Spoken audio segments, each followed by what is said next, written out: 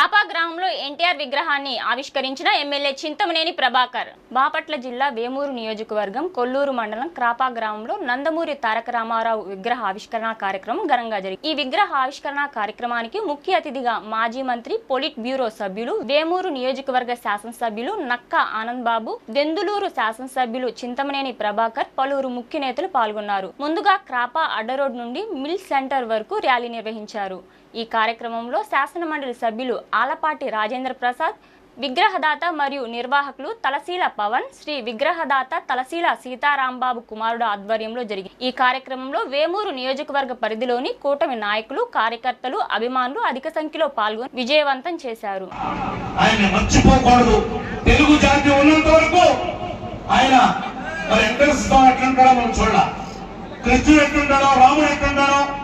ఏ దేవుడు ఎలా ఉంటాడో రూపం ఎలా ఉందో తెలియదు అని ఆయన యొక్క విగ్రహంలోనే మన ఆ యొక్క వాళ్ళ అమ్మ నాన్న పూర్వజన్మ సుకృతం అలాంటి విగ్రహంగా ఆయన పుట్టడం, ఆయన మన నాయకుడు కావటం, ఆయన పార్టీలో మా అన్న రాజేంద్ర ప్రసాద్ గారు కానీ, మా ఇంకొక అన్న ఆనందబాబు గారు కానీ, నేను కానీ రాజకీయంగా మాకు జన్మనిచ్చింది తెలుగుదేశం పార్టీ.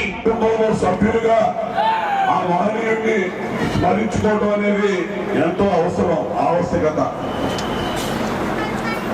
తెలుగుదేశం పార్టీని స్థాపించి ఈ రాష్ట్రంలోనే కాదు దేశంలోనే తెలుగు జాతికి ఒక గుర్తింపుని, గౌరవాన్ని, వన్య తీసుకొచ్చినటువంటి మహనీయుడు ఎన్టీ రామారావు గారు. తెలుగుదేశం పార్టీ ఆవిర్భావంతో అన్న నందమూరి తారక రామారావు యొక్క సంక్షేమ పథకాలతో ఈ రాష్ట్రంలో ఉన్న తెలుగు జాతి అంతా కూడా అంతవరకు పథకం అంటే తెలియని వాళ్ళు, సంక్షేమం అంటే తెలియని వాళ్ళు, అభివృద్ధి అంటే తెలియని వాళ్ళు, రోడ్లు అంటే పక్కా రోడ్లు అంటే తెలియని వాళ్ళు, అది ఒక అన్న నందమూరి తారక రామారావు నేతృత్వంలో ఏర్పడ్డ తెలుగుదేశం ద్వారానే మనందరం కూడా చూసామనేది మనందరం గుర్తు తెచ్చుకోవాల్సినటువంటి అంశం అని చెప్పి మనం చేస్తా ఉన్నాం.